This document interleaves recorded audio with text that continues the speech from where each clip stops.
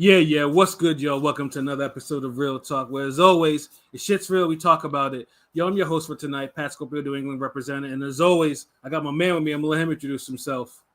Hey, I'm fair, but I'm firm. It's Joe. I'll play it. Fuck all that bullshit, man. Like, what does that even mean? Like, nigga, you like a slice of bread or some shit? Like the fuck out of here. And a lot of times he wasn't even fucking fair in his damn bias ass fights. But yeah, whatever. Like, if you know, you know. I ain't even gotta say his name. If you know, you know. Facts. But yeah, shout outs, man. You know who it is. Jesus Shuttleworth, the guy, aka the GOAT artist, aka LB, Lada Del Boss, El Capitan. What it is, what it do. Monday night boxing with Ring Game Radio. Let's get it. Yes, sir. Ring Gang in the house forever and always. And as always, I got my other man with me. I'm gonna let him introduce himself. Hey, yo, what's good? You already know who this is. Your boy King P. Bodega Boxing in the building. Ring Game Radio all day. Let's go. Yes, sir. You know, King P, taking a break from the bodega and all to join us. And Pilot, Conscious Pilot should be joining us shortly. He'll pop in when he pops in, you dig? But yeah, man, we had some fights this weekend. I think all of them, I'd say probably the two or three main ones were a classic case of what you would call bad defense, quote unquote, because good Lord. Like, I know we've talked about the bad defense a lot in some of these fights, but man, I think it's a pandemic now. Like, really, like some of these cats really, I think defensive fundamentals have gone out the fucking window. Which fighters are we talking about? Any specifically? Well, the first one was on Wednesday, where we have one Brian Norman Jr. defending his WBO belt against Jin Sasaki. And Pete, you were on the money on your prediction. That is for damn sure. To the fucking round, man. Now, and I get it. Japanese fighters, they like their, fighting spirit. It's in everything they do, wrestling, all that stuff. Like, and sometimes, to their detriment, that fight spirit is a little bit too damn strong, and they get into fights that are kind of like damaging or career ending. But hey, they show fighting spirit. Didn't they say this nigga don't remember nothing for like the last 48 hours? He don't remember shit. Yeah, and that's bad considering in 5 rounds. I mean, it wasn't like dude was elusive. Like, dude was getting beaten on. Like, hell, like there was a knockdown within the first, 10, 15 seconds of the fight. Brian Norman dropped his ass. Well, so he doesn't remember the point before the knockout. He don't remember the fight, the whole fight. No, he don't remember 6 weeks. The last 6 weeks. God damn. Yeah. Wait, 6 weeks. God damn. He knocked his memory. No. He basically Brian Norman basically turned off the fucking video game while he was in the midst of fucking saving data, and right. The memory doesn't remember anything past level 4. Like the whole game just crashed after that. And truthfully, I mean that knockout was absolutely. I mean, that's probably the leading KO of the year contender, because that fucking knockout, that left hook, was absolutely ridiculous. He felt hard, he bumped his head, everything. He literally walked. It was a clean ass punch. Walked right into it. Yeah, because he felt like because Brian did he did the body jab and he did a body jab, but again he wasn't defensively responsible. As soon as he brought his jab back, Brian launched it with an incredible left hook, and like I said. Yeah, KO of the year. It's probably KO of the year so far. So I just got it is. And the referee still had a nerve to count. Like, I don't know what referees be thinking sometimes. That motherfucker's eyes were closed. I thought he killed the nigga. But I can't lie though. I can't lie. I gotta mention Brian Norman's kind of aura farming. First he did the one against Santillan when he did the whole put his nuts in his face, pause, and then the bowing was it was a great touch. You know what I'm saying? It was.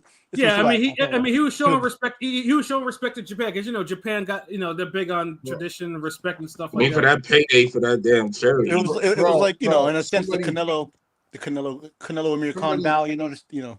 Somebody should have added. Somebody should have with that KO. Somebody should have added the Jim Ross. He killed him. My God, he killed him. I was definitely waiting for that. I was just like, I was like, what the fuck is the referee counting for? I think he got it like to 3 before he waved off. I'm like, that motherfucker's not moving. Like he's on the canvas. He's out cold. Shit. Like, I mean, I'll be honest. I picked him, but I didn't even think he would dominate Sasaki like this. Yeah, neither did I. Like, yeah, me too. I was confident. I picked him too, but I think I thought Sasaki would have his moments, but then just by that time that Norman would come on and just come strong and pause, just get him out of there. But because Norman ain't got the best defenses, damn so. But he's he bring his hands back better than Sasaki. He's improving. I mean, I feel like he's Sasaki was just he was flailing. He came in flailing with it squared up and shit like that, and he was getting bombed on like fighting spirit. Look. I know when the Japanese boxing fans were like, his defense sucks. I didn't really fully believe how bad it was until I watched that fight. I was like, I was like, Jesus Christ. But then also too, Sasaki can actually punch. So that was the thing too. Yeah. And Brian was eating them shits like Scooby snacks. Like I was like, wait a minute, like. He's got a 6 KO. That's the thing. He shouldn't be eating. He shouldn't be eating them at all. I think Sasaki was on like a 6 KO. I know he moved up from 140, got stopped by Hirooka, but I think he was like on a 6 KO win streak. So it's not like it was, Yeah, I mean, dude had like 17 KOs in his 19 wins. Like, dude, I've seen dude fight. Dude can crack. Like, absolutely can crack. I don't know. That's why I was just like, God damn, Brian is walking through this nigga's shots. And then Brian feeling it. I guess he, I mean, I think after the. I mean, I don't know. I don't know if Sasaki recovered after the second knockdown. Like that was one of those moves. That was in the same round, the first round, right? Yeah. I was just saying, like after that, it was like Sasaki didn't really have anything left. Because the first one was a little flashy. Like the first knockdown was a little quote unquote flash knockdown. I felt like, and then after that though, because like in the mid round, second, third, fourth, I was watching that fight. I was like, God damn, so many rights are fucking brutal. Like the rights that Norman was landing was fucking brutal. Yeah, like Sasaki's corner should have probably ended this shit in like 3 or 4, like before it got to the left hook. Yeah, that definitely could have been ended a round or 2 earlier. And salute to Blazing Killer, salute Ring Gang, and salute to Marquise here to smoke that Victor Postal was being ranked packed. Oh my god. Oh, we definitely got to talk about that. Yeah, we'll get to that later. We'll definitely get to that. We have to stick around. Yeah, but I know Brian though was feeling himself because I know LB, I know you remarked because dude put that like I'm like the samurai post. Dude had a whole anime ass tweet like talking about how he was a warrior and shit like that. Like this nigga was like Tom Cruise in The Last Samurai type of shit. That nigga was feeling himself hard. Hey, man, that shit, nigga. Where was all that with Boots, bro? Yeah, I was about to say. He said that performance made some people pack up their boots and leave the division. Yeah. Oh my god. Like this nigga, like bro, you're at a division that ain't popping because the dudes at 147. I'm sorry, the dudes at 140 who was supposed to move up, hesitating to move up. And when they finally did, they got fights already lined up. And why you wait until he leaves the division to say that? Like, yeah, that too. Like, then you got dumbass niggas on some. Well, Boots. Now he decided to leave when shit heating up. What do you mean heating up? Like he heated up the division and he got the biggest win in the division. So how can he like the heat is leaving with him? Norman basically pulled a Smokey and fucking had Boots with Debo. Walked away, wait for him to walk away to start talking shit behind his back. Yeah. Hell yeah. Yeah, on top of that too, like he had no smoke when Boca Chica nearly took his 0. He didn't say a goddamn thing. He was like, "Oh shit, let me quit this fight. Let me get out of this fight before we have to go to the cards," which he would have lost the fight. But it was a blessing. I feel like him getting dropped like that was obviously a bad look, but it was a blessing. I saw Brian Norman Sr. was actually with Devin Haney's dad today on the Boxing Voice, and they're just kind of getting at it, maybe building, trying to plant the seeds for that fight. But I know Norman Sr. said Boca Chica dropping him like that was a blessing because he's fine-tuned some things, and I think he's improved a lot since then. I know he still gets hit here and there, but he hasn't got dropped like that since. You know what I'm saying? He hasn't got right. Yeah, he keeps his head off the line because Boca Chica lined his ass up. That's how he got him. He wasn't keeping his head off the line. Who is dangerous as he fought as Boca Chica since then? I mean, y'all both picked Sasaki, so. I mean, Sasaki, because it's Japanese fighters, so they be doing shit. I mean, but I gave our reasons though. I mean, and I still acknowledge that Norman is the favorite and was a showcase fight for him. Yeah. But it was a little showcase with a punch. He was in there. There was a danger threat in there, but it wasn't like Like it wasn't like a 9 or 10. You know, it was more like a 6, 7. Yeah, it was more like if Brian didn't keep his head off the line, Sasaki could find it because he was explosive, that type of shit. Yeah, like you know what I'm saying. I respect it, you know. Yeah, no, I mean we respect the KO. I mean it's a KO of the year contender for sure. I mean it was vicious, like you know. And that's what he needed to keep his name buzzing. You know what I'm saying, since he ducking boots and shit. So you know he needed to get a KO a year. You know. Yeah, like.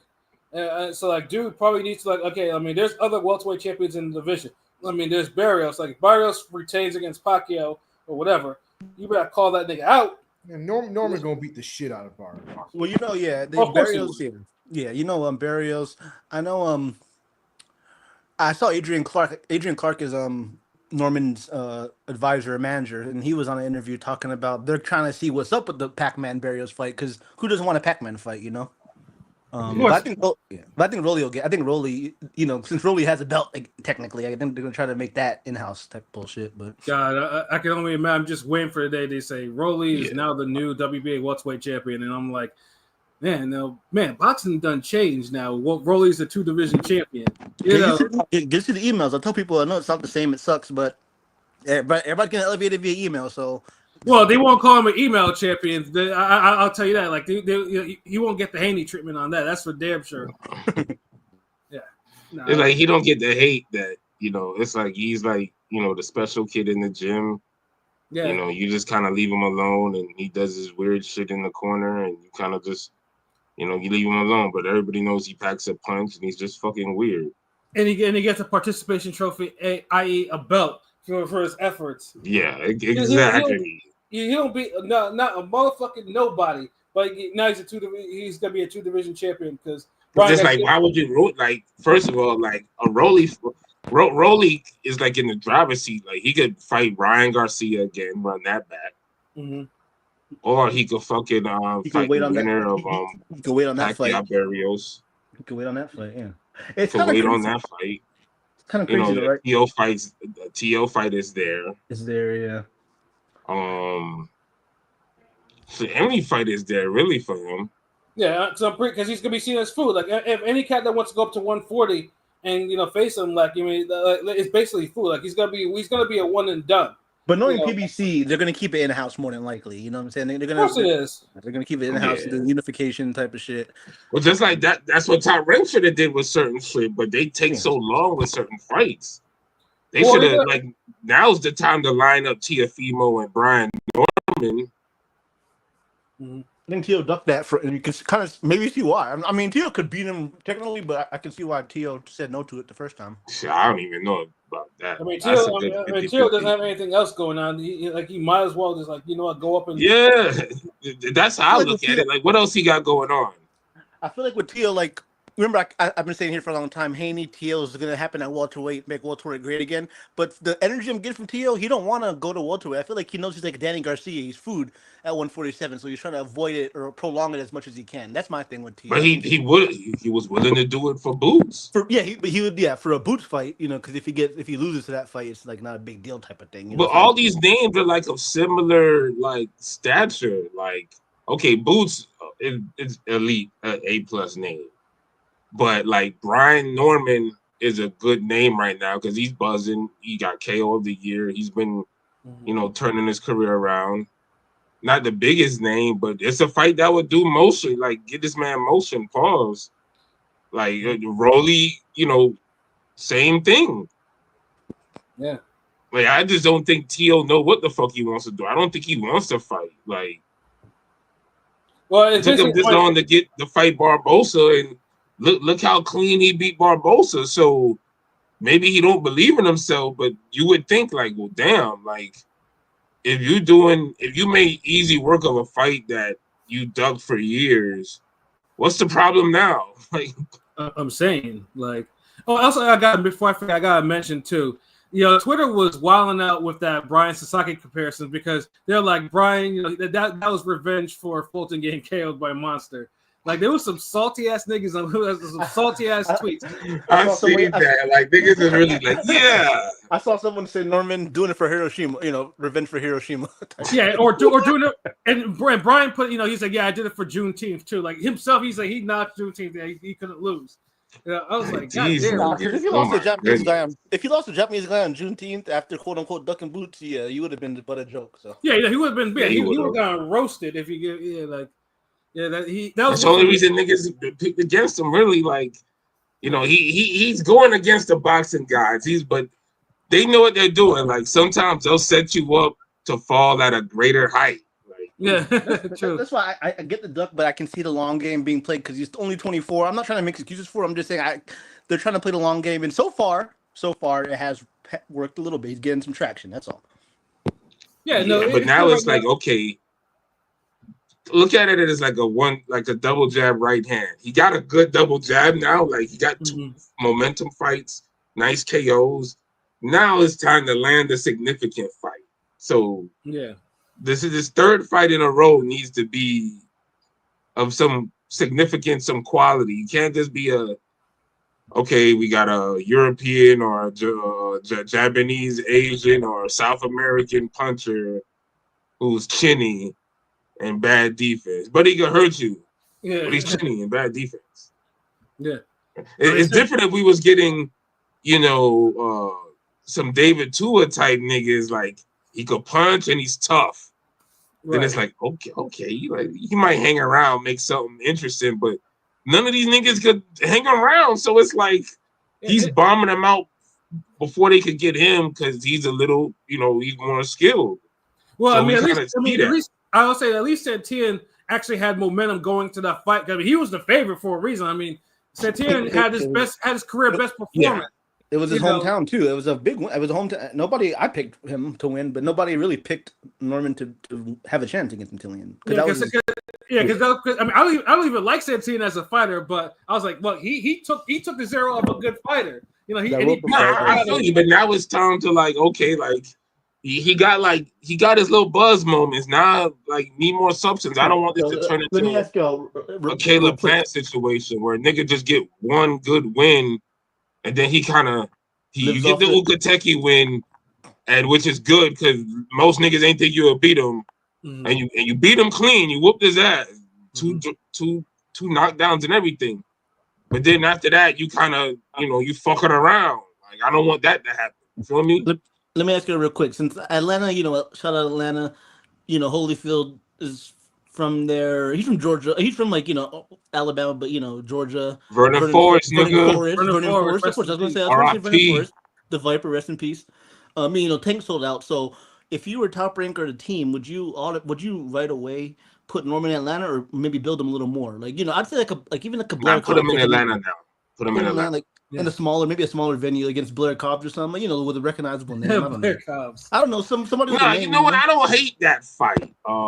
And there was somebody, I'm trying to think, maybe it was Gritty on the ground. Shout out to him. My bad if I'm fucking up his name.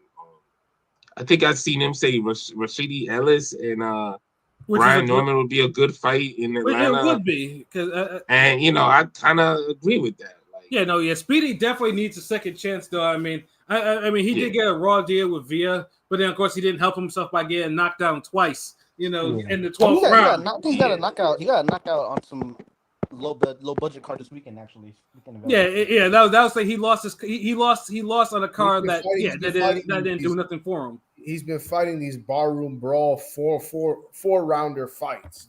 The tag team joints. That's almost where I see him every time on those tag team shits. Those TCL. the TCL league. I mean, I don't mind the TCL league because the cats still get paid though, but he's too talented to be fucking around with that because it's like.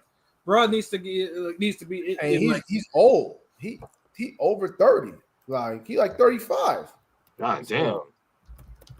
God damn, he's really that old now? I thought he was I thought he was a little young. No, he's 30. I thought he was maybe 28 or 29. Who are we talking about? Oh, Rashidi? He's probably 32. No, Speedy's 32. 32, yeah, 32. Yeah. Fuck. Are you sure I thought he was older. No, he's 32. He's still old. You're probably thinking of his older brother Ronald, the bigger one, the 168 one. There might be Ronald, but Rashidi's Hey, what up, Android? Salute. Bud calling Burns his best win isn't sitting right. Oh, we gonna get into that. Like I feel you. Marquise, he's been on the Tim Boxeo network. Shout out to Tim, yo. And Tim Boxeo be having the most obscure, like every time I read his post, it takes me back to the days when I used to watch real player streams of fucking German cards and shit like that. Ugh, those were the days. You know, yeah, the random Witter fight or some shit. Where I used to sit there seething as Van Aki fucking in 56K stream winning another fight he didn't deserve. You know, I used to be furious, yo. I don't. Those were the days, yo. Tim takes me back to those days whenever he be putting out them streams of some of the most obscure fights out there, yo. Shout out to Tim, yo. Yeah. Oh man, yo. I just something real old manish. You know, if you don't understand real player, you know, it ain't. Oh, you know, I know about that, bro. Come on, man. Yeah, yo. That real player used to be the thing, man. Yeah, that's that old school streaming shit. That's how people used to get it, how they live. You know what I'm saying? There's songs from that era that shout out Justin. I've never heard again after that era. Facts. Like the one is just Mace over this Warren G beat. I've been looking for that song like for years and I could not find that anywhere. Like, yo, I think one song this is like Murder Mace, prime Murder Mace. I had a version of a Kendrick Far Away. That song, like it's like really jazzy and shit like that. It's real cold, but it was only on Streambox. I remember I used Streambox Ripper to get that into MP3, so it sounds real low quality. But yeah, I've never been able to find the actual like a cleaner MP3 of that shit. But that shit was a lot better than the actual the video version of that shit. You know? Should be pissing me off, man, because it's like, you mean to tell me nobody has this damn West Coast remix? Nobody has this shit, like. Yeah, you're gonna have to probably search like the archives, because I know the archives they exist. You gotta have to search the archives for that shit. Might have to ask on the Kali, but yo, hey, you know, someone might have it, bro. Like you never know. Yeah, like there's some shit out there. But I digress though. But shout out to Brian Norman. Like I said, he gets my respect for the brutal KO. And Sasaki, if Japan's commission loves him, they need to probably keep him on the shelf for at least 6 months, because if you're getting short-term amnesia from your left hook and then your head bouncing off the canvas and you're out there, laying there like a fucking newborn, you don't need to be in the ring for at least minimum 6 months. Like you gotta let your brain heal a little bit. You know what I'm saying? And you gotta like improve the skills, bro. Like you can't be taking like full-blown left hook, like the defense is getting worse, like imagine if Trinidad, a guy like Felix Trinidad would have landed a punch like that. I mean, like I said, he's ruined. I mean, David Reed is his best example of him. David Reed and Vargas are the two people he ruined of extended punishment, because those are dudes who took like multiple shots. Like a lot of these niggas now, I don't think they got the toughness as an old school. Like can you see Trinidad just landing hooks on these guys for 10 rounds? But that's actually a good segue into the other fight. I know Pilot watched this fight. That I was just like appalled because it was so wild. Now I'm talking about the Gal Yafai fight of the famous Yafai brothers and Francisco Rodriguez. Now that fight was just, Yafai is coming off sending Sonny Edwards into retirement, and it was a great fight. It was a good fight, great win for him. Sonny unfortunately didn't have it that day. He didn't try that day. Yeah, that's true. And Eddie was like, Eddie's trying to push him to the moon, because like he did with Cal Yafai before Chocolatito ruined him, but at least Cal Yafai at least got an actual world title for his efforts. He actually was able to be a champion. Gal Yafai might never become a champion after what I saw with Rodriguez, man. Like now, flyweights, they throw a lot of punches. I know Rome, we've had this conversation. Rome be like, sometimes he can't be standing. They be throwing 1,000 punches, 1,100 punches, and they don't be falling and shit like that. But the connect rate is usually like somewhere around 25%, 30%. It's like it's nothing crazy, but but something like that. Gal Yafai got hit 575 times in a 12-round fight. 53% of Rodriguez's shots landed. I thought it was 400. I guess I was like, okay, well, that was. He landed. Wait, he got hit with 500 punches. He broke the record. I thought like he broke a record or some shit. God damn. He broke the flyweight. That's a flyweight record. He broke it, by about 120 punches. Jeez, he put a stamp on that record because Yeah. it might be a while before someone is that dominant in a fight again. Like you beat it by 100 and something punches. I'd say there was a couple rounds. Like Yafai showed grit and heart. You know, he lasted the whole time. He won a couple, maybe 1 or 2 rounds. But he tried. But it was he almost hit with 600 punches. Yeah, like he was getting cooked. Like it was just like I was How like, can they stop it? I don't know, but the corner fucked up. The corner should have stopped it. Yeah, the corner fucked up, and the only defense that Yafai was doing, like, dude would hit get a 3-piece and be staggering over the place, and then reach out and clinch.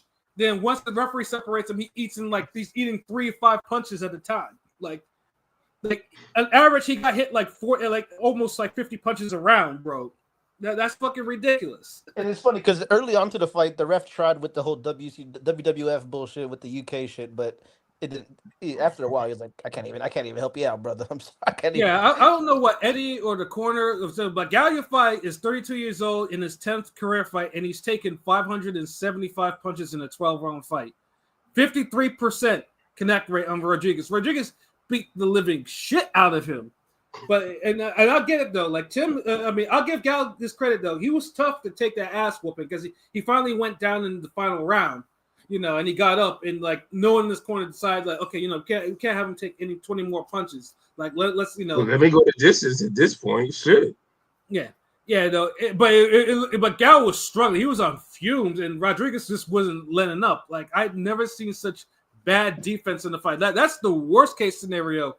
You take this dude was looking like Tim Tszyu like times 15. Yeah, and they were both bleeding like stuck face. Like they both had cuts over their eyes. Like it was a war. But Gal Yafai just took way too much punishment. Like yeah. I mean, I know the Chihuahua Rodriguez. He's only lost to elite fighters. You know what I'm saying? Like, I looked over. He's only lost to. And I don't know. I missed the Chocolatito fight. Did he get? Was that Chocolatito is the only guy. Chocolatito is the only one that stopped him. Shout out to Chocolatito, Hall of Famer. My chat was telling me that was a bullshit. All time great. No, but my chat was telling me that was a bullshit stoppage. Y'all remember that fight? Or no? Once again, I've been saying for a while, the Yafai family might be the middest family in all of fucking boxing. No, Bartholomew, bro. Bartholomew. No. They're trash. The Yafai's is mid. Like, hey, one of them actually became a champion. Then Francis became a champion too. God damn it! In the mid-ass performance. The Bartholomew brothers are straight ass. Like, that's worse than mid. Because mid is like average. Like, but the way people say mid as if shit's like a 3 or a 2. But it's really like a strong 5. People were hyping up the Yafais like crazy, especially the UK boxing Twitter. And like they all turned out to be fucking front runners or just not nearly as good as everybody predicted them to be. So that is true. Niggas were going out their way hyping them up early. They were with Bartholomew, niggas had the Cuban shit, but they didn't go but they kind of knew better. Maybe it's because of my intense dislike of the Bartholomew brothers, all of them. Maybe that's probably you just don't like them and their shitty haircuts and shit, and their shitty punching style, and their shitty boxing style. When Pat hates a boxer, he hates a boxer. That's for sure. That's all I know. He sounded like the Asian nigga from South Park. The shitty boxing. See, when Rantis first came up, I actually thought there was some promise to him. Like, all right, I thought, you know what, maybe he could be on. But then, like, just bad performances after the after the relative. Yeah, because he went from like a active combination punching boxer volume guy to like a one punch at a time spoiler, do just enough, ugly, inconsistent. Like he just went the whole opposite of what like the potential he had. Yeah. So I get it. I agree with you. Get into one horrible fight after another, disgracing my TV screen or whatever the fuck. And now they're talking about the possibility of him getting a fucking fight with Frank Martin. I'm just like, come on. All right, these niggas bring back Jason Litzau. That's really on fucking brand. That's really on brand because you know what, with Frank Martin's first fight, it's not going to be a tough test. But bro, like I would rather them. I would rather them dig up De Los Santos and put him at 140 than have fucking Bartholomew. Like that does nothing for nobody. Facts. Yeah, Y'all can bring back Antonio DeMarco. I don't give a fuck. Yeah, like, and we think we have to thank Jose Ramirez for giving that motherfucker a second life. Because he decided that he wanted to have a bad showing, and Rancis wanted to look like he was back at 126. No. Even your boy fucking Angry Fist let him skate, let him hang around longer than he should have, and have one or two fucking moments that everybody. Oh, Bartlett. Now they want to fucking use him for every fucking showcase to make the fucking fighter look good, bro. Like that, like him, like once Rose Ramirez like shit the bed against Bartholomew, that told me more about Ramirez than anything else. Bars. Well, I mean, I'll say this though. I don't think we have to worry about the Yafais being put in that role because Cal got cooked by a journeyman and got killed in round 1, and I think his last fight. And then the other one had 3 losses and kind of lost his heart. And when Gal comes back, I don't even think his puncher is going to be fucked. It's gonna be like fucking Areola and Kanaki all over again. Kanaki thought it was good to take punches from a heavyweight. So, you can't be taking 575 punches in a 12-round fight at getting connected on at 53%. You cannot do that. At least Rodriguez was only getting connected on like at 30% somewhere, or maybe even less than that. Like I said, I don't want to see. I don't have any interest in seeing your 5 brothers anymore. It was kind of a weird step up. That type of ass whooping. It was kind of a weird step up because before Sonny Edwards isn't the strongest puncher. Shouts out Sonny Edwards, fan of the show, all that King P. But I mean, I don't know. I just think he caught a Sonny that just was checked out. Sonny wasn't. I mean, Sonny wasn't. He wasn't. He was checked out. He said in the corner. I mean, I have the clip. He said in the corner. I don't want to be here. No, we all saw it. That's what I'm saying. Like that told me more about Sonny and where his mental was at than Yafai. Like. Yeah, and funny thing too is with Gal Yafai, like I remember too, like in his second fight, like dude fought an 11-10 fighter with 1 KO, and that 1 KO fighter was boxing his ass up, and he got split decision. I'm like, he should have lost that fight. That's why I knew that motherfucker was in trouble. It's just up Sonny. Sonny's really good on commentary. I hope I hope Eddie calls him. I hope Eddie would call him on US cards. Like I like his commentary. He's good. Like I said, no more Yafai brothers on TV anymore. Eddie's been taking some serious losses. Every single time the motherfucker brings over a Mexican fighter, they lose. Like his fighters lose, and they lose bad. Like this is like, bro. Eddie has not learned his lesson yet with bringing over Mexican fighters. Like especially one with Rodriguez's type of like level. Like he only lost to elite fighters. He only got stopped by an elite fighter. There's a monkey is like the complete reverse. Like he's like the Mexican that you just keep bringing Europeans to beat.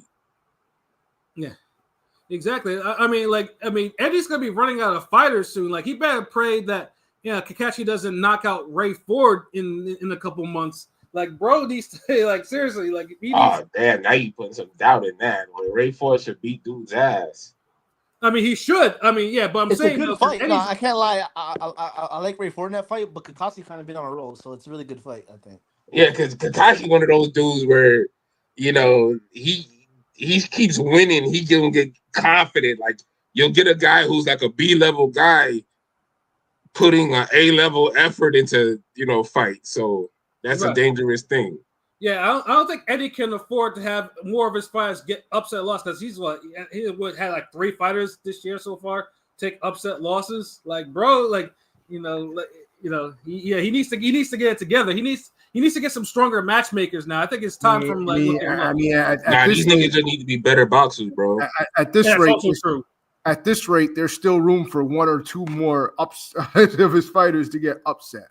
Yeah, we got 6 more months left for the year. A year going by fast as shit, though. Yeah, though. But yeah, I had to mention that fight because that was like the worst case scenario of bad defense I've ever seen. Like, like everyone failed Gal Yafai. So if Gal Yafai gets brutally knocked out in his next fight, That's where you. No. Gal Yafai failed. Gal Yafai. I mean, yeah, Fizz go all around, bro. Like, but yeah. A situation like that where you have a guy just getting the shit beat out of him, and he's against a guy who doesn't have enough punching power to put him away, but he's clearly beating the shit out of your guy. That's when you gotta, pull the plug on that. Especially if your guy doesn't have a chance of winning, he's just getting the shit kicked out of him. And not like he's getting whooped for every 10 punches, he's landing a haymaker that's stumbling and hurting the dude. If that ain't happening, get him out of there. So yeah, that's a failure all around because the boxer and then your trainer, they gotta protect you. Yeah, like I mean, if you can't protect yourself, like what's good if you paying these niggas 10%, 15%, and this ain't Bush League you getting your ass whooped like that? This ain't Bush League UFC. Let's take care of our fighters and make sure they're good. Come on. Exactly. Exactly. I know everybody wants to talk about the bullshit, but yeah, one more recap, and then we'll get into one more recap. We'll get into the Crawford shit, and then we'll finish up with the Jake Paul shit. But yeah, the last fight, of course, Jahai Tucker and Lorenzo Truck Simpson. Again, bad defense was kind of in play in that fight too. And I think we just talked before we let on. Like, I think that was more boxing than anything. Like, it wasn't specifically bad defense. It was a little bit more of everything. Bad ring general shit. I mean, Jahai Tucker was actually landing combinations on dude, which I don't really see him do like that. Like, yeah, he was, but it's because somebody called Simpson wasn't boxing him. My bad. No, yeah, I see somebody called Jahai Tucker the new Emmanuel Augustus. I was cracking up just because the way he was boxing. Oh shit. Yeah, Marquise, that ring was small as hell. Yeah, I don't know what the fuck they were doing. Like, had them niggas fighting in the damn sandbox. No, the commentary was dope, but yeah, you could tell that was because I think that was Thomas Lamana Cornflake co-promoted. You could tell the budget, like the lights and the volume. I couldn't even hear these niggas talking on the post fight. I was like, all that shit. The production. Yeah, it was real low though, but that ass whipping though was loud and clear though. Jahai Tucker was like, he was like, okay, look here, bro.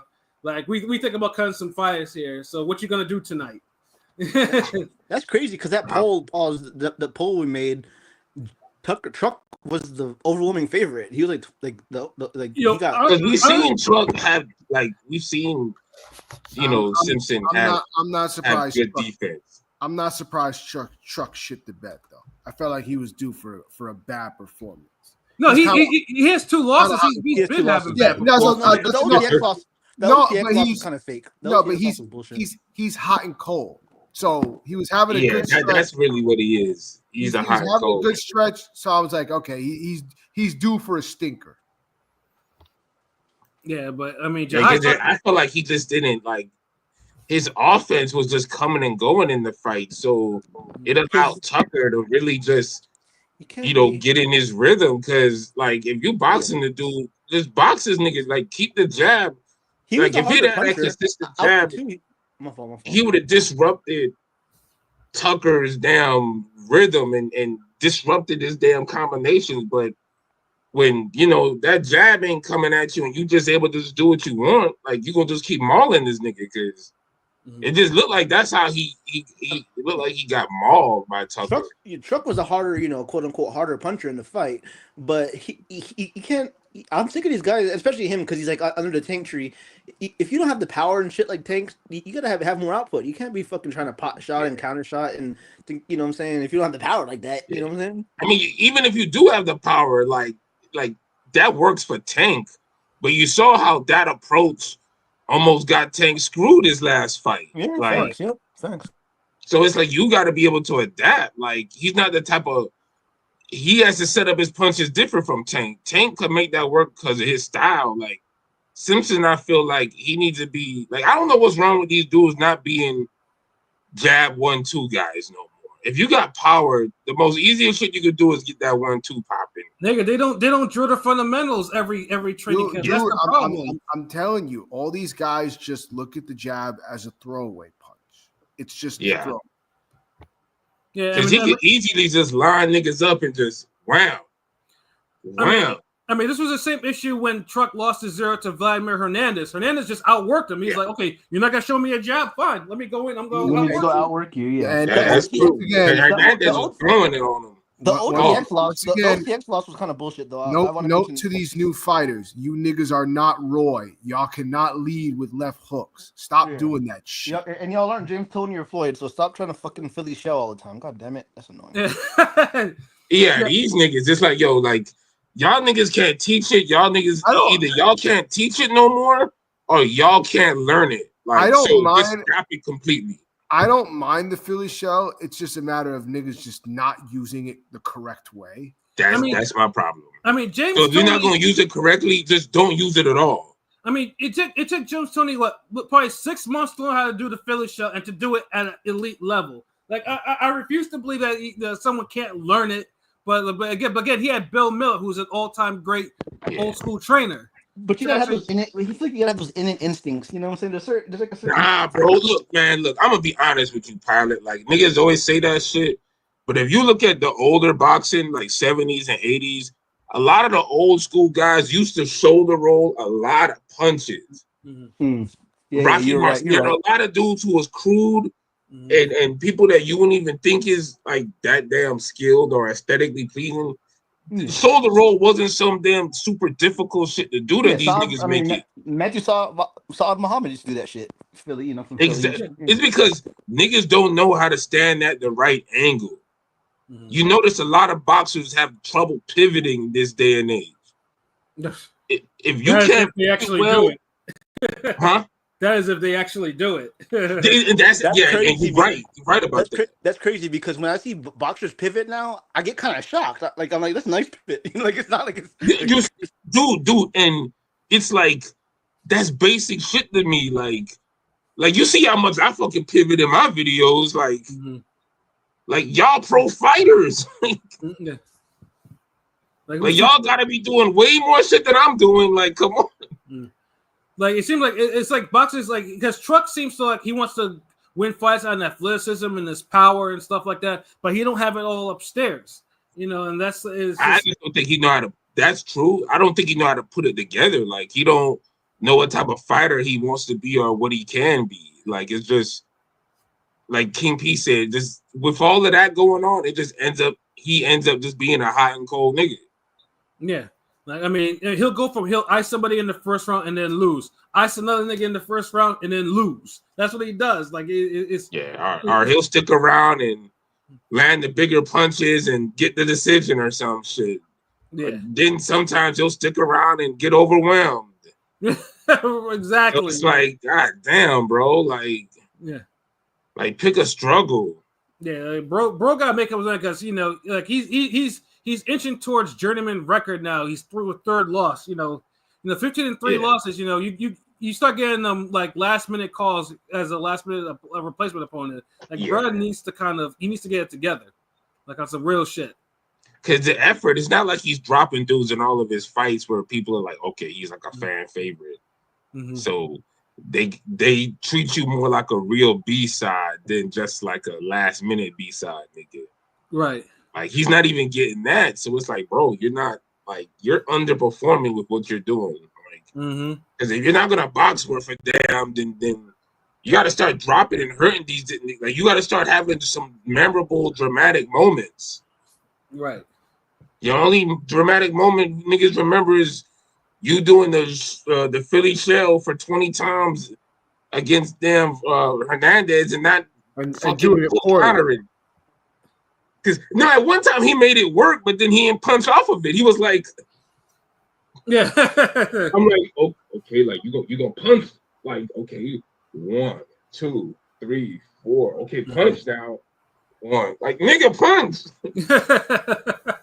Like y'all see how Floyd was doing in Dow with Lovemore, like exactly, like you let them niggas get off the shots, then soon as one open up, bow. Oh, you mean Phillip, bro, not Lovemore, Phillip. Yeah, Phillip, my bad. Phillip and Dow. Yeah.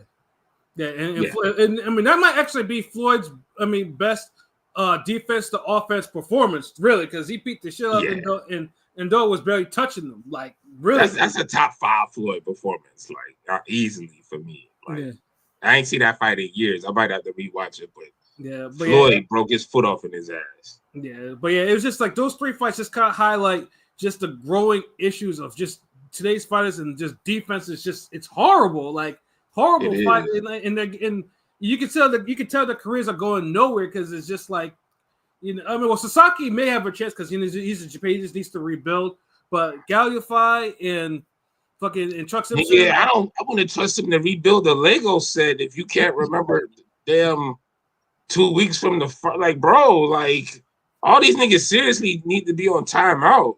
Like for the like the 6 months left. Like all y'all niggas just like chill. Like what them NBA niggas do? Go fishing, bro. Yeah, because you don't need to be in the fucking ring right now. Or training or none of that shit, yo. Nah, because obviously not training. You ain't learning defense shit. Yeah. So what the fuck? I don't need you getting hit more in the gym too. Yeah, no, it was just like a highlight. I was just, my God, like if you getting hit like that in a real fight, then like what are you getting hit with in the gym? Are niggas taking it easy on you? Mm-hmm. I know the fuck I wouldn't. Yeah, they must be because I was like, because Gal was fighting like he was panicking, like he was like, oh shit, they're hitting he's being the shit out of me, like he's like, LeBron could have been a boxer if he started early. LeBron athletic, bro. I don't know if he got the mentality to be a fucking boxer though. Yeah, like I said, I mean, athleticism only goes a long way in boxing. Like we see it all the time. Like I mean, it's good to be an athlete, to have some athleticism, but it's only one tool. Like, yeah, like you could like his personality to show me he'd be like a front runner. Yeah, I mean, we've seen people from failed sports. I mean, we have a Seth Mitchell came from football. You know, he didn't have a boxer durability. So what I tell you about these football motherfuckers that try to convert to boxing, no, just no. Yeah, just not happening though. But yeah, bad defense all around this weekend, man. Just like LB said, man, some of y'all just need to chill. Rest of the year, just chill. Don't fight. Don't take no punch. Just chill. What's that song? Just chill. Yeah. Yeah. I forgot who sings that, but yeah, just that. And think about what you did. You know, now this is sounding like some Mr. Big shit. Like we didn't found these niggas in the desert. Like, look at this. No defenses did this to you. Like, oh shit! Leave that nigga in the desert like with a double end bag. Facts. But yeah, I know people want to talk about this Crawford shit because I know it's been trending on Twitter all fucking day since they had a little. Let's get this shit over with. Yeah, I want to enjoy this. So y'all started up. I'm gonna need Pilot to ask his weird left field advocate, devil's advocate question, so I could be entertained. So y'all go ahead. I'm gonna chill. What was it? Step away. Oh, damn. You be stepping away at the most worst times. Yeah, we about to talk about the Crawford comment, so we're gonna need you to play devil's advocate. Oh yeah, of course. I'm the quote unquote bud tender. I'm the quote unquote bud tender on the panel, even though Pat is too. But yeah, so. Bud what? Bud tender? Bud tender. What? That's what the online. I get it. That's bars, but that's Paul. That's like just like that De La Hoya video with the damn predictions. No, I said this earlier. When it comes down to it, Crawford in the ring is a brilliant IQ. When it comes outside the ring, he ain't the brightest crayon out the box. I would have said straight up. I would have said, I know he already discredited the Spence one, but I would have said Porter and Spence, I retired both of them. I'm the only guy to stop them, and you had trouble with your toughest nemesis, older Triple G twice. I would have said that, but I don't know how he can. I know he likes the Ricky Burns. I know he likes the Ricky Burns fight because that was his first title win in the UK or whatever. He always talks about that win. I don't know why, but I mean, most fights. It wasn't even a great fight. I mean, it definitely was not a great fight to watch. I mean, it was cool. Because it was a 116, 112 ass type of fight. Yeah, I mean, it's only noticeable because HBO didn't want to buy it, so so I think Matchroom or whatever bought that fight. So But it And wasn't. it was on Wealth TV in a decent. The Porter, it wasn't I would Wealth have said TV. Porter and Spence. I mean, Porter, I know Porter was halfway, podcast Porter, but still, it was a good win. It was a good fight. And he's a two-time champion. You know what I'm saying? Two-time welterweight champion. So it's like, you could have said Spence and Porter. Yeah, I will say this. I mean, I don't think he has any malice against Porter. He might just not even think about Porter. But No, I they're think boys. They're actual friends. I think they're friends, low key. I think they're actual. Yeah, they're actual friends. So I think it's just more with Spence because I mean he's going on record before he's downplayed the Spence win a lot. It's like because it was. I mean, part of it because it was easy work for him, and part of it because he was like he said I did what I always said I was going to do, like and what like that type of mentality. It wasn't a good look letting Canelo, who's only gotten a grasp of the English language lately, to be getting off like that, bro. Because he's always had that little sarcastic little twit about him, like but now you can express it in English though, and that's what makes it bad. He asks a simple question: name an elite fighter that you faced, and then and then he says Ricky Burns. He said Paul Saul. You could. I mean, that's what I know. Pete got at me for it, but at least Porter and Brook are notable names. You could have at least said one. No, hold on. No, I didn't have an issue with you mentioning those guys, but you said Amir Khan. Now, why would he mention Amir Khan? Kell Brook. Knowing that Canelo beat the fuck out of Khan already. So yeah, true. Yeah, he could have said Brook. I'm just saying those names are better than fucking Postal and fucking fucking names. Like but would have been fine. He beat the shit out of he beat Gamboa. He did get rocked by Gamboa. Probably because he got rocked. He didn't want to mention it because people would bring up. It's just one fucking moment. God damn. One moment in an ass whooping he gave. Yeah, if you too afraid to mention one of your biggest wins because you got rocked in it, then what the fuck does that say about you? Mm-hmm. Facts. Facts. I agree. Honestly, like for example, to me, like Zab Judah's best win, like best performance wise, is a Tehran Millet fight. But he got dropped in that. He got dropped. But if you looked at his offense and defense, though, he was Matrix. Yeah, he was firing on all cylinders on that fight and that's why everyone picked him to beat Zoo, and the rest is history on that one. Yeah, so it be like that. So it's like King P said, like it's a fight. Yeah, you got rocked, but that's credit to Gamboa. Like Gamboa was undefeated, and he's explosive and has power and speed. So I mean, goddamn, it happens. So. You got that fight there. Like I don't know why you mentioned Ricky Burns when Gamboa is like the premier win of 135 for you.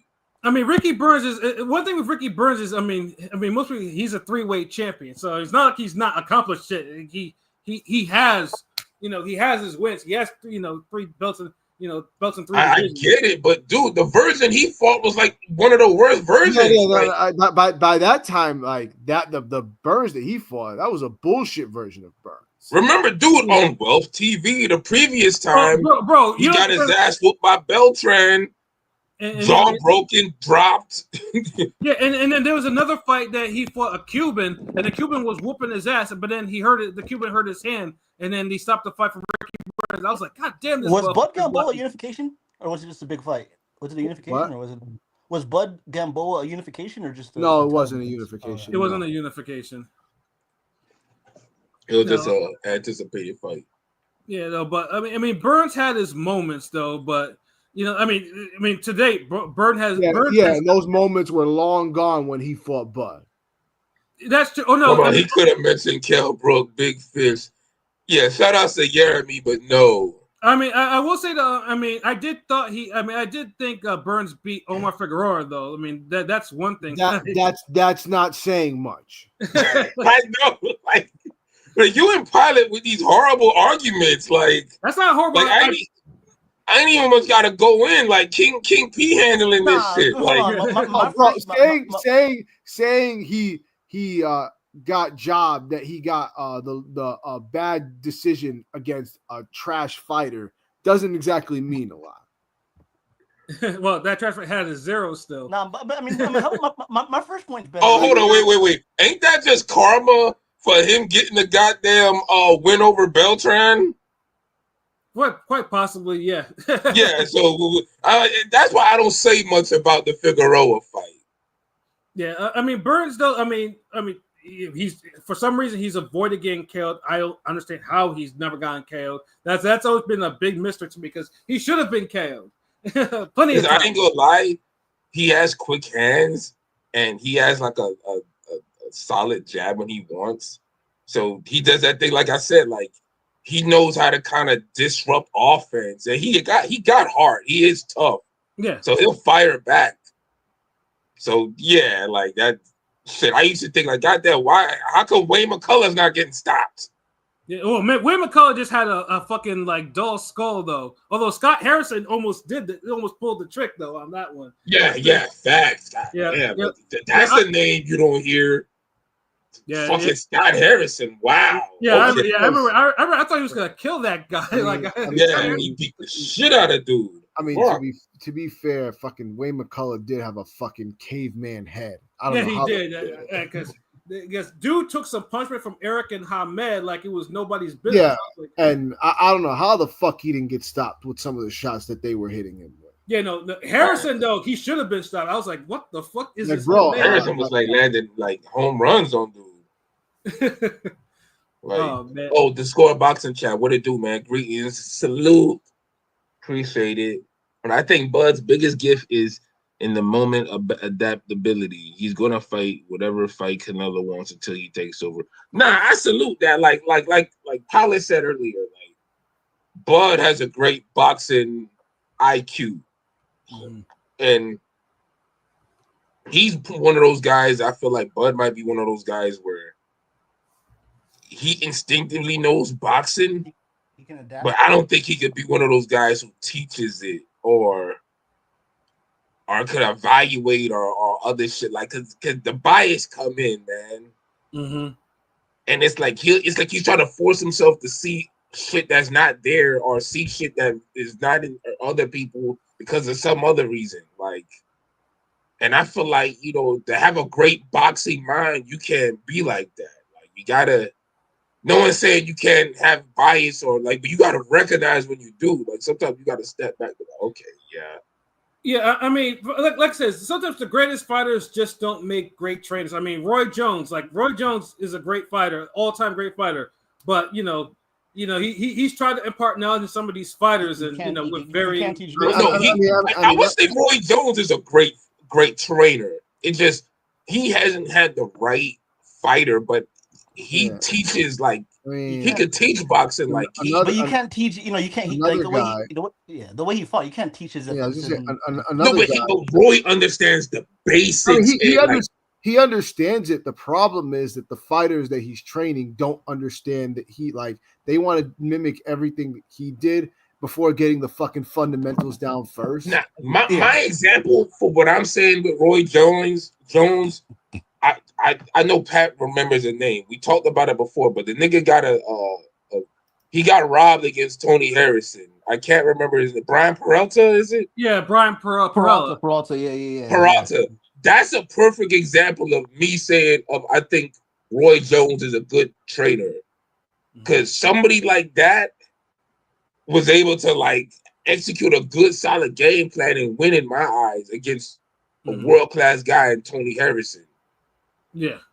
So it's like if you could do that at that level, like, okay, I gotta respect it. It just he got a lot of head cases with other people, and like he hasn't had the right. Yeah. That's what I feel with Keyshawn Davis when he was coming up. I felt like he was trying to do a poor imitation of Bud, but I think being the B&B camp, because I think Bomac's a great trainer. People thought he wasn't, but I think he's kind of proved it that I think it incorporated kind of they did some things, they've tweaked some things with Keyshawn where he still has a little bit of the Crawford element, but it's not a full copycat. And I think Bud helps, with the young guys too, of course. He's always there. But yeah, I know. Whenever you at a gym and you training at a gym, the star fighter, the ace fighter, everyone kind of picks up a little bit from the ace fighter. From him, yeah. Mhm. That's like you see in damn Reynoso camp with Canelo. All of them niggas usually got horrible footwork and tree And these trunk. Yeah, no, steroids. Oh, and agree. use steroids, yeah. But I agree with like what you said, Pat, about Roy, but like to an extent. But like even then, like people always just want to mention the Roy thing. Another guy, like God rest his soul, Sweet Pea, all time great, but not training as a trainer, and he did that. That wasn't it. Yeah, like I said, I mean, when he has some talent, like Zab is probably like his best in terms of like actually leading Zab to a win. And I didn't really. That was a weird fit. Listen. Like that's just. You remember what Max Kellerman said? That's Pernell Whitaker with a punch. Yeah. The thing is like that's another thing. Like I get it. Like sometimes you're like when it comes to shit like that, you're only as good as your teacher. You're only as good as your student. And I think mentally at the time, Zab was maybe too headstrong for a guy like Sweet Pea. Although I felt like that was a good pairing. But it's something where I don't know if that would work over a long career. Well, you feel me? I didn't like that pairing for that, and that's one of the biggest reasons. The temperament is just not a fit.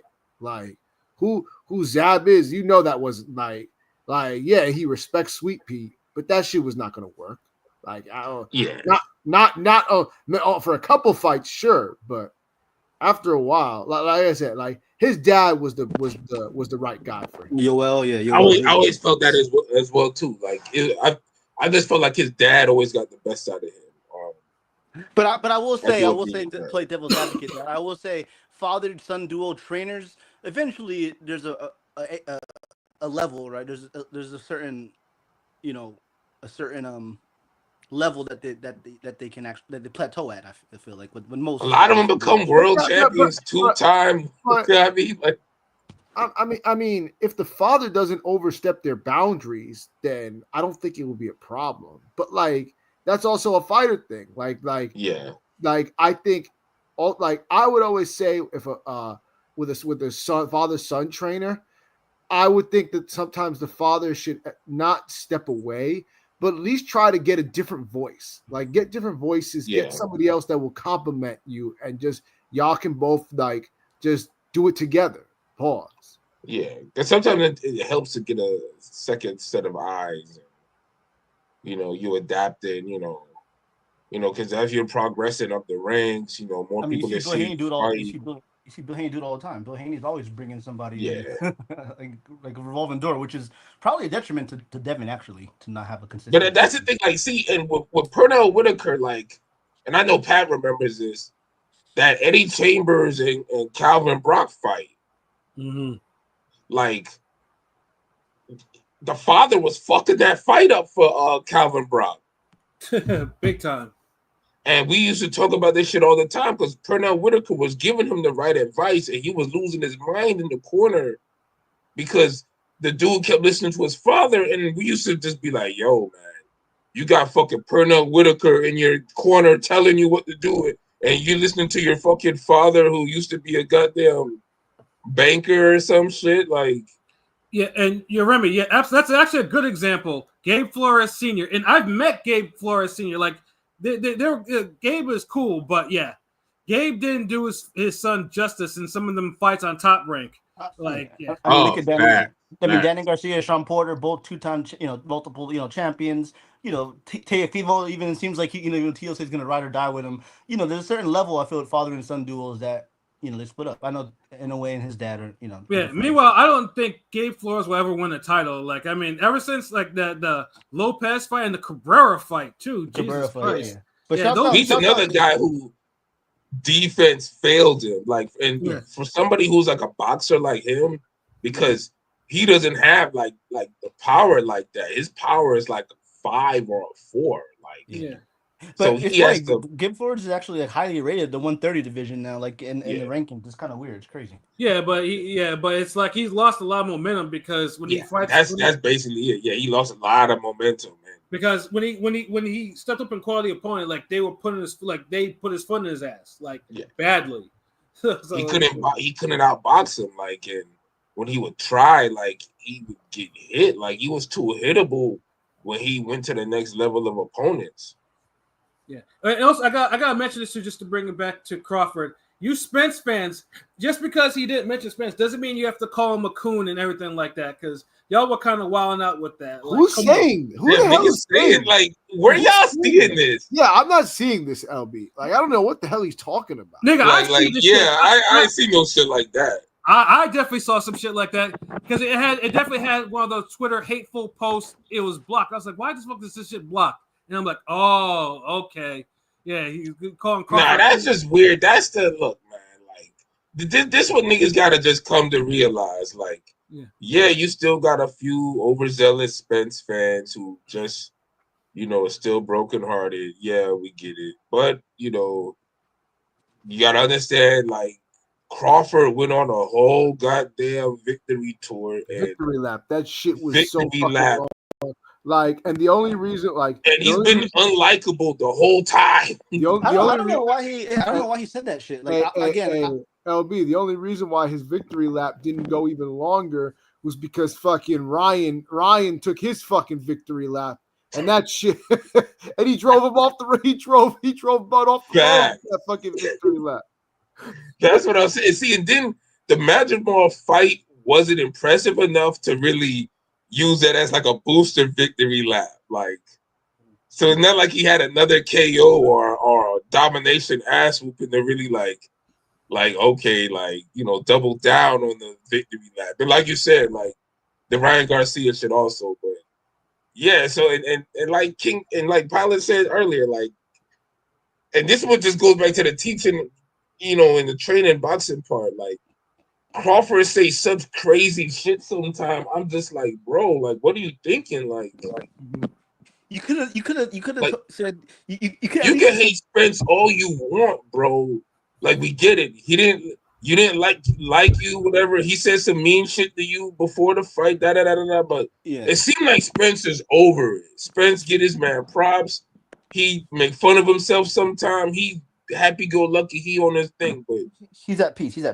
He's at peace. Crawford just still he's a chip on his got this hatred, like, bro, you done got your lick back. You done beat this man ass. Like, you fucking retired him, and that's you could have said. You retired him, like, yo, just give him the props as being your best opponent. You could have said simply. Let me just get this out. I think. Okay, obviously Triple G Canelo was a big fight, 4 or 5 years in the making, got made. Same thing with Spence, Bud. I don't know if same level, but close enough. And that's basically their career nemesis, their arch nemesis. You could have easily said, I stopped and retired Spence. You could even clearly get a victory over an older Triple G twice. You could have simply said that, but how do you get bodied by a non-English speaking nigga? Like, come on. And that's the biggest takeaway, because it's like Canelo gave him a alley-oop that he could have used, but instead of jumping up and like doing like a crazy super special move, he like pokes his finger out or some shit. Like, he does something super unexpected, and it reminded me of this damn Suge Knight interview with Double XL. He was like, I guess a dude, I think he just got out of prison, and this early 2000, and the nigga was like. The interview was like, yeah, I noticed you've been leaning. You got the cane. He's like, yeah. And he's like, yeah. When I was in prison, I was playing basketball on the yard, and I got an offensive rebound, and I went up like Vince Carter, but I came down like Kelly Price. Like, oh, shit. So it's like, bro, like you got the alley-oop, but you landed on some bullshit saying Victor Postol and Ricky Burns. And it's like all Canelo had to do was just, who's that? Like, I don't know those people. He stunned them with that shit. It was like a headshot reply, like, bow. Yeah. But like I said, I mean, Bud is gonna. I mean, I'll say this too, because now that Bud has the attention, Bud is gonna. I think it's just gonna do him. He's gonna say what he's gonna say, and he's not. I think he doesn't give a damn statement. I mean, I mean, the whole shit with his seventh child got highlighted, and it shouldn't have, because it's like, I mean, these are things, because he's one of the top niggas in the sport, so it's gonna be like every negative thing that's gonna happen is going to be. But this the thing, it's me McIntyre for sure. Yeah. Yeah, it does, but the shit he's saying is negative. The way he acts, the shit is negative. Even the shit with the 7 kids, like, and now you can't call it like, because Canelo got a bunch of kids, he got a bunch of baby mamas and shit, but there's nothing recent. His shit is recent, that's been going around with the Shannon Sharp interview. But remember how Bud responds to that shit is also nonchalant, like, I'm just a man. Scumbag shit. I'm just a man. Let me try using that on a bro. I'm just a man. That ain't gonna work. You better be the damn number 3 pound for pound fighter in the world, nigga. I mean, he's that and a multi-millionaire. So yeah, that too. Yeah, but I'm saying just Q ratings on certain shit, bro. Like I saw Crawford, like in a month or two ago, like show up to his daughter's school with a new car. He's there for all his kids. You know what I'm saying? So it's not. That ain't the problem. It's just that was like what I don't know. You used to have like PR niggas and training, and it's just it's just a weird way to answer a question, or like I don't know, bro. It's just. I mean, he's far from the worst I've heard, though. But it's just like, I mean, he's top 5. I mean, he could be trolling, which I mean is another, because I think that nigga authentic as fuck. That's the problem. Yeah, broke it.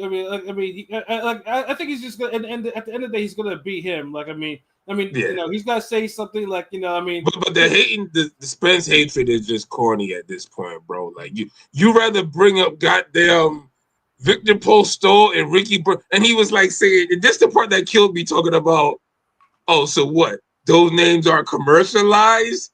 Like, nigga, you just got fucking commercialized, nigga, like 2 years ago. Like, Spence commercialized you, and you bringing up fucking Postol and Ricky Burns talking about what? They're not commercialized? No, nigga, they not.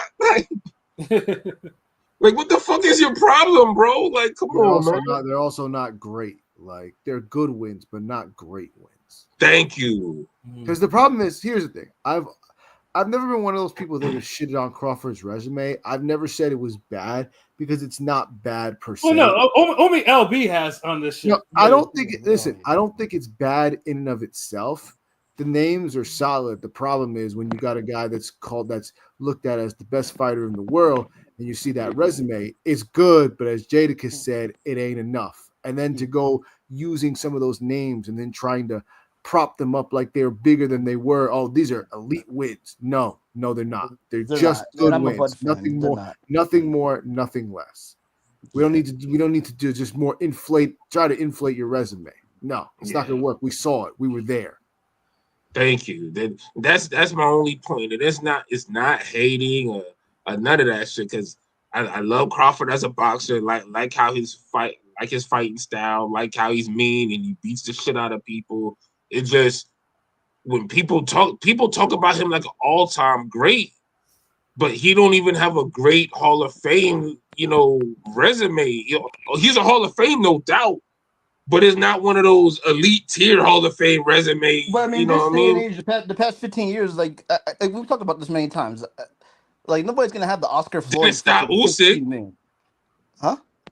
Did it stop Usyk? Okay, Usyk has AJ. He has AJ and Fury. Okay, and nigga got a Hall of Fame elite fucking resume. What are you talking about? I'm saying that the number of scalps. I'm saying, like, you go to BoxRec, you look at Oscar De La Hoya or Floyd Mayweather's fucking names of lists of fighters. You got to scroll a little bit. I'm just saying, this day and age is not the same, even for Usyk. And I'm not gonna argue that point. Usyk don't have a long list of names like that. The fuck. It don't matter. He don't, because the names, like Usyk got like maybe 3 throwaway fights, nigga. Like, come on. And he still got it's like when people talking about, man, I don't know, Sugar Ray Leonard, he ain't got no, he ain't really got, a lot of fights, man. Like 36 fights or whatever. But look at them wins, nigga. I mean, I've always said before, like Crawford has, for American fighters, he has the best resume and active fighters in today. And just based off his records, no one has his. I literally argue. I argue with somebody in my Discord chat. Shouts out my chat. This guy, buddy of mine's a big Jamal Charlo fan. I'm like, bro, I'm sorry. Terrence Crawford, compared to the Charlos combined, might have a better resume than both. I'm just being honest in terms of accolades and legacy. So I'm just saying you can poke holes in anybody's resume. I'm just saying you can poke holes in at least Mel. resume. I mean, Mel has a case for a Hall of Fame nod. So I mean, for sure. But I'm just saying, like, Mel's definitely a Hall of Famer. Yeah, for sure. Mel's a Hall of Famer. Mel's like one of the. And that's not glazing Crawford to say he's had a better career than the Charlos. That's pretty accurate. Like, yeah, and I'm saying combined because I'm throwing some sauce on it for even combined, like you could still say like, he's got more undisputed. He don't have losses.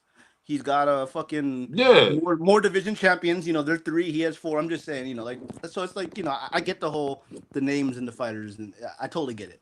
But, and Charlos be having some diehard fans too. Yeah, some Charlo fans just kind of. Them niggas could left hook that damn postal worker, and niggas would be like, he's the greatest, like he's best jab in boxing. I mean, you remember me. I'm just reading your comments. If Crawford beats Canelo, then obviously there's gonna be some more conversations. Because he's still a Hall of Famer, but does that move him up on the all-time great list? Fuck no. Who? If Crawford beats Canelo?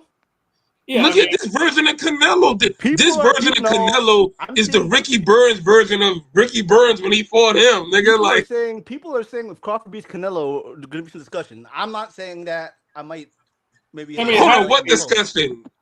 I'm just saying. Fuck out of here. No, he'd be a 5-division champion and a 3-time undisputed champion. Like there have to be there's few fighters that actually have that. There's gonna be discussions had, and boxing subjective. I don't know. There's technically a quote unquote GOAT. Look, the only way we having this discussion if Crawford knocks out Canelo. If he stops Canelo, yes, then yeah, we elevating that nigga for that. But if he don't, like, okay, whatever. Like, we've seen Canelo lose a decision, like, several times. Like, come on, like, what are we doing? Like, this Canelo couldn't stop, like, so many trash niggas now. Like, come on, man. I mean, basically, yeah. I mean, beats Canelo, but obviously, yeah. If he KOs Canelo, then yeah, that's motherfuckers a Charlo to a Crawford. That's gonna magnify his win. If he decisions Canelo and it like clearly, or at least knocks him down, like it has to be one of those decisive ass whoopings. Like, yeah, like he really had to beat the shit out of Canelo where we're like, oh, damn. Like it almost had to be like, I see why he ain't want to fight. Benavidez would have killed him if that's the reaction we gotta have for how bad Crawford beats Canelo. We literally have to say, I see why he didn't want no Benavidez work. Benavidez would have murked this guy. Shuttleworth says Shuttleworth hate black fighters. You glazing the white man alone, and you always downplaying the brothers like Devin and Crawford.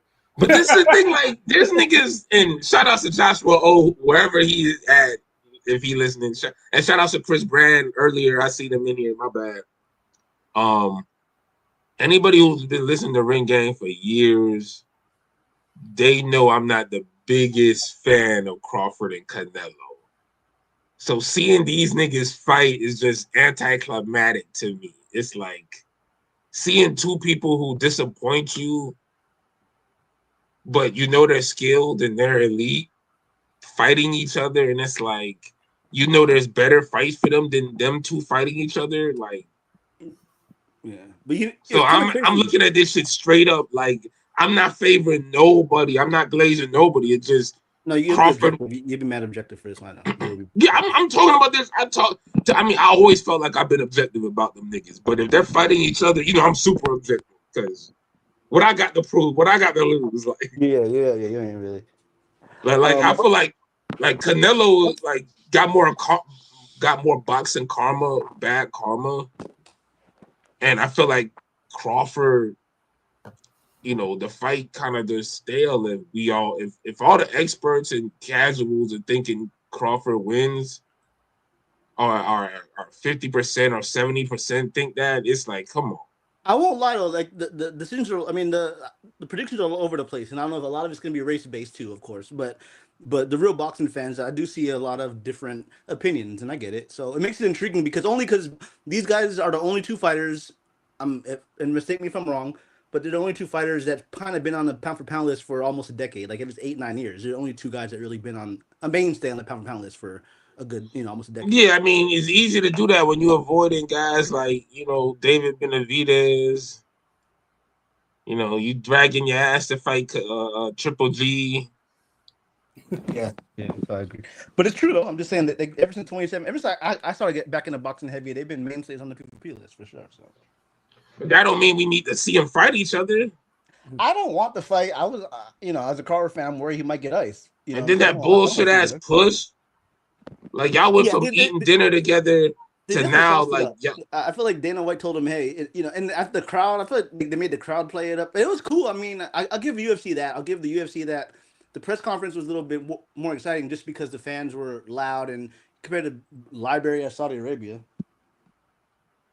Of course. Please said a word, bro. Don't do this. I rock with you, but give more credit to the brothers, bro. Like, what the fuck? Like, but shout out, like, Matt nigga. Kellerman. I think Matt Kellerman's gonna be on the. I hope Merchant's a little too old, but I hope they get at least Lampley, Roy Jones too. Roy Jones, Lampley, and Max for this fight. It brings a nice feel to it. That'd be a dope. Well, Max is confirmed. Yeah, Max is confirmed, but I think they'll get Lampley on it. Lampley called the New York shit. So.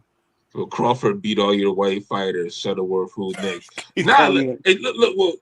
Crawford had a chance to play up a black fighter, but he chose a dick ride a white fighter in Ricky fucking Burr. We don't need Lampley on any more cards. We don't need Lampley on any more cards. Nah, bring Lampley back. Nah, fuck that. Bring him and Tarver back. Because if you bring Max, you got to bring at least Roy Jones and Lampley. Like, come on, man, you got to bring both those. Nah, Tarver and Max would be dope. Yeah, but what's wrong with Lampley? What did Lampley do wrong? Because I guess his last fight, the last time they called it was in, but he still sounds like. Wait! Y'all got to stop that narrative. Like, you can't make chicken salad out of chicken shit. I thought after I thought all of them did good, but there's a lot of glazing going on where niggas is like, man, Tarver. The Haney fans hated Tarver's hate on not say hate. Niggas wasn't that performance was ass water. Yeah, there was nothing positive to say about that shit. But I'm saying for like bringing the two pretty well-known fighters on Netflix, and you have the HBO crew, so all the old boxing fans go to it, open it up, and they see Max Kellerman and fucking Lampley and Roy Jones. That would be a nice nostalgic feel to it. I feel like at 12 o'clock in the afternoon. I mean, hold on. I think he was playing on that shit. I think he was doing some poor trolling on that shit. Hopefully. Is the fight at night or it's still in the daytime? It's at night. It's not confirmed. Okay. Yeah, but I did see. I saw some of the upper fucking tickets cost not even the close tickets, like $900 in a fucking stadium. That's crazy. It's still expensive. Damn. Yeah, like $900 for like the. That's everywhere, bro. Like none of these fights have cheap seats. Like that's not. But in a stadium, it should be a little cheaper. That's what I think. It's never been that way. It never will be. You spending $1,000 just to get in the fucking like nosebleeds.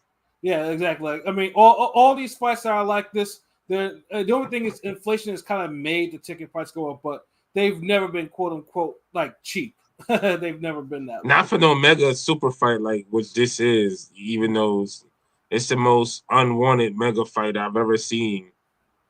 Yeah, with those, nigga paying $500, probably you get up there and you sitting in the rafters like fucking Sting or some shit, nigga. Like, motherfucker got to send a drone up there to get you a beer and a slice of pizza. So yeah, like if you don't want that option, nigga, I guess you pay $1,000, nigga. Yeah, just to get in, and then for stand in the room. Nah, niggas gonna. I hope Netflix calibrate the servers or whatever the shit them niggas do. Yeah, so it can handle all of that. Because it will be the most watched boxing event ever. Like the potential is going to be there. It's going the most watched event ever. If we just being honest, like that's also true. You're right. Yeah. Because if think about it, if and I still think there's events that could get more watched than this, but for the present being, like this is the biggest fight boxing can offer. So, and like I just like I mentioned before too, there it like is. the women's fight is pretty much going to be the test of their servers and everything since it's in like 2-3 weeks or 3 weeks or Yeah. so. So yeah, that's gonna be the test of their servers and everything, just to make sure that shit is right for something like Crawford and Canelo though. But yeah, Crawford, the Crawford's comments though, like like I said, it's all. I'm pretty sure we have 2 months more of build up, so I can only imagine. But think about it. Like, Jake Paul and Tyson and Serrano and Taylor, they got what 60 million. They said 60 million views. That's the highest. Canelo Crawford could really do 100. easy. And I think Serrano and Taylor for their main event, I think they'll do 20. Yeah, and like I said, because the women's fight is the more hardcore-ish thing. It's probably the most hardcore event that Walmart has done. Well, not Walmart, excuse me. Netflix has done. So it's like they're probably doing it as a gauge. Like, do we want to take on more boxing, even if it's not like an event? Although Serrano Taylor 3 is an event, but but it's an ambitious event because it's an all-woman card. So I hope they look at it as like, yo, we need to apply this logic to the men. Then, if we're gonna do a full women's card with all the biggest or most significant fights in women boxing, because low key, that's what they kind of doing. Right. So and then we need to do that for the men fights. Yeah, and so now it's pretty much it's the women will now have to produce and hopefully they do produce and they go above and beyond. Because they'll promote it. Watch the week of the fight, they'll promote that shit. Like you're gonna really feel like it's an event. Like I know. Niggas gonna be checking to see what fucking Baumgartner gonna look like. Niggas want to see some damn Sugar Neeks. Like all of that shit. Savannah Marshall and all that. Savannah Marshall, we talking shit, that type of deal. So you got to get the obligatory Clarissa Shields tweet hating on the event, hating on the event, making it about herself. Mm-hmm. So I'm telling you, I think that card, 10 mil views at the minimum, and that's still good. Yeah. But I think it gets 20. Yeah, and that is like I said. I just hope, like I said, the action on that delivers. Because I said, because that card's got to determine how Crawford and Canelo's card is going to be kind of done by Netflix in some way, like marketing and whatever, just to get more eyes on it and stuff like that. So hey, hold on, real quick. And for future fights. That comment from Chris Brand that said something about Big Baby versus Big Baby reminded him of the Booker T. I remember that. I can't remember who he fought either, but I remember Booker T fought a ladder match fighting for the letter T or some shit during the dying days too. But it's kind of funny that they're gonna make the Big Baby fight potentially on that card. At least we're getting some kind of rumors of the card because it looked kind of grim, man. No, there's no fucking. Well, I mean, Turkey has been dropping a lot of prospective cards or whatnot, depending on not just for that one, but for Monster and then another one for if Cruz and or Zepeda wins the belts, shit like that. He's been dropping a lot of fights like that. So I know Nopes Mason might be the title fight, the vacant title might be on there. Kelly, I saw I know, right? Bachman versus Josh Kelly is crazy. Nigga, this wrestling or boxing? I must. Well, there are some cats who do. I must be in the wrong channel. No, but it does. It reminds me of because they're fighting for the Big Baby nickname. They're both nicknamed Big Baby. That's why. But I mean, I'm not. I mean, the Big Babies. I'm not looking forward to no Jared Anderson fight. So it's whatever to me. And that's what I'm saying. That this fight is way too late, too little, too late. Yeah, but you getting both these niggas at their absolute worst, and they're gonna fight each other. Yeah, I'm pretty sure probably in the next month or so we'll probably get the undercards for that one because I'm pretty sure they're done. Just they're probably just tweaking some shit or just make sure the contracts are signed before they start. Because I think Netflix also might look at the Serrano Taylor shit as like if we get like how much of the hardcore fans we could pull too. Because then you might get fights that may not be a Canelo Crawford level, but like Ortiz Boots or shit like that, or Shakur Stevenson Tank. You know what I mean? Yeah, I mean, like I said, because Taylor Serrano 3. I mean, it's not like a casual thing because most people don't. Because unfortunately, there are people who still have outdated views on women's boxing. So it's not like the hardcore people understand that. Yeah, this is a hell of a card. But the casuals are either like, unless they remember watching the shit on the Mike Tyson, Jake Paul shit. It's like I feel like the card's gonna kind of might flop a little bit. At least Alicia Baumgartner with MVPs knows what up. She's showing off her body and ass a lot on Twitter every time I see her. So at least she knows she's promoting somehow. But it feels like the buzz for it's not really hitting. You know what I'm saying? Yeah, it's really not there. But like I said, but it's just because it's the reason I just said it's going to be more or less the action is going to have to kind of. But it's like 2 weeks, right? Yeah, it's like 2.5 weeks, give or take.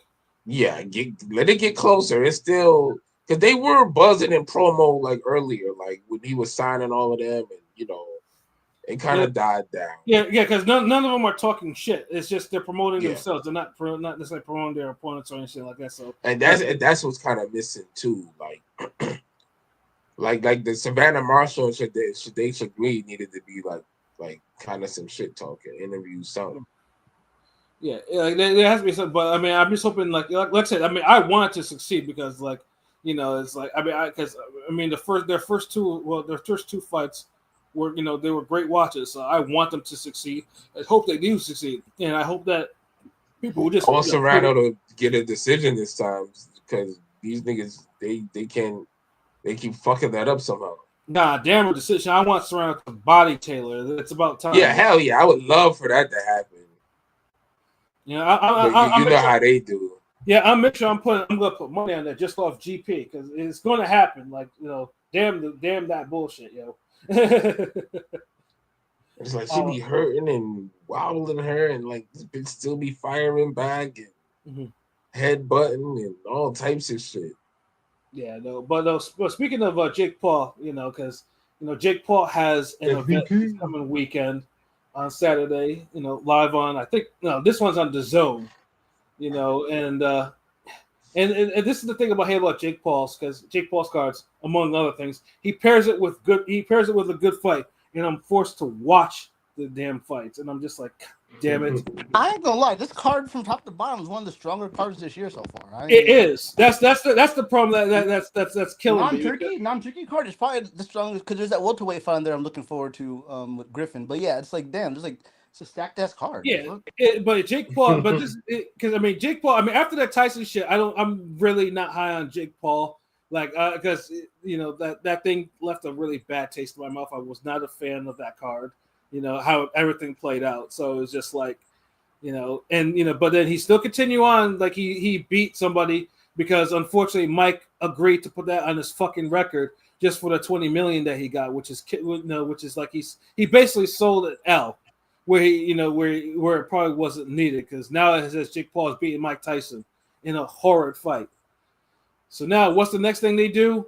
Get the guy who seemingly cannot avoid getting a fucking bag and Julio Cesar Chavez Jr. Like I say, he's probably the most nepotism. He's probably benefited from nepotism the most in this goddamn sport.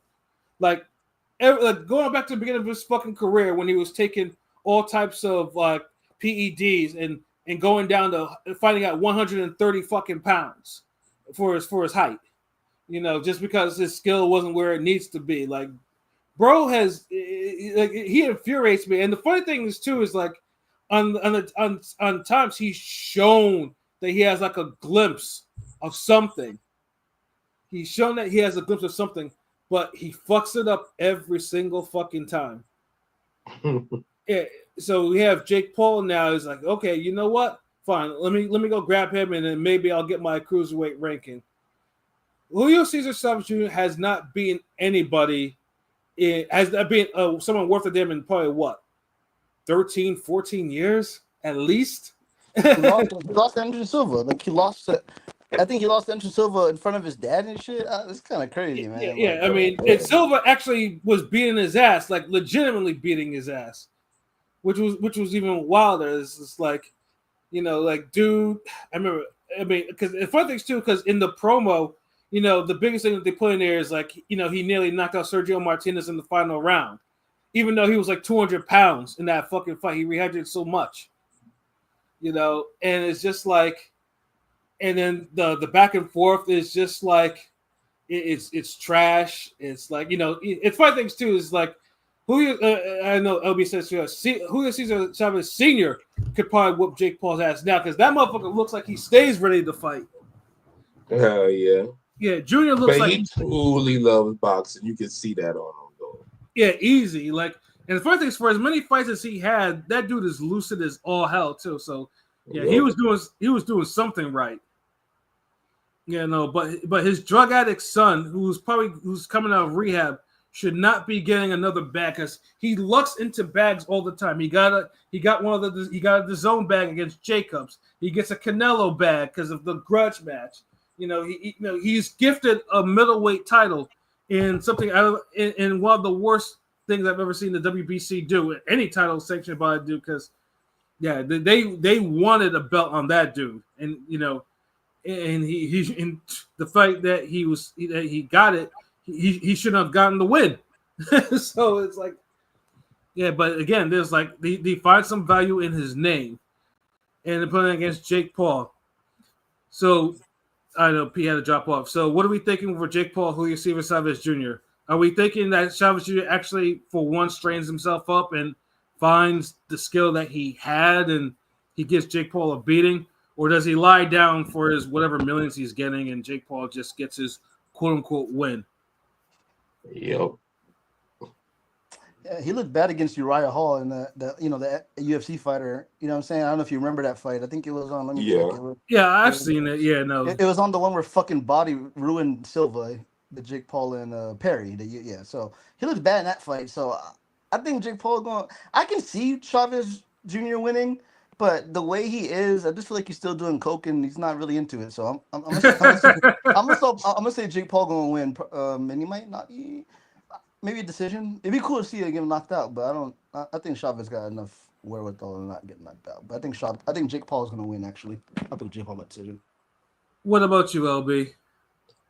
Yeah, Jake Paul by decision.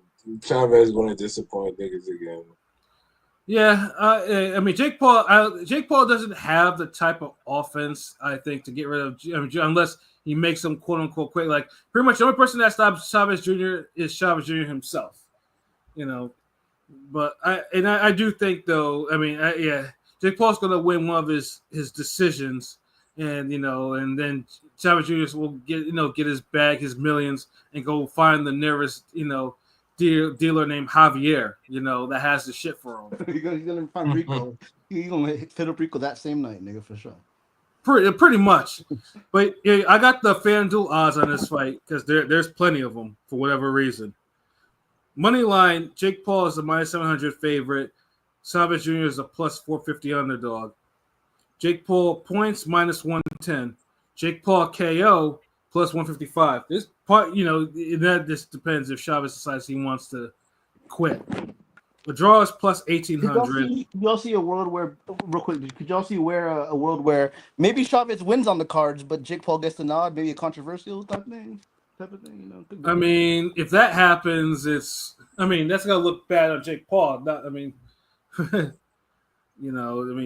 I said, Jake Paul hasn't proven anything as a boxer. I mean, all he proves is he has enough to beat non-boxers, but he hasn't beaten. But the one boxer he's facing that's like young and prime or whatever you want to call it, he got outboxed.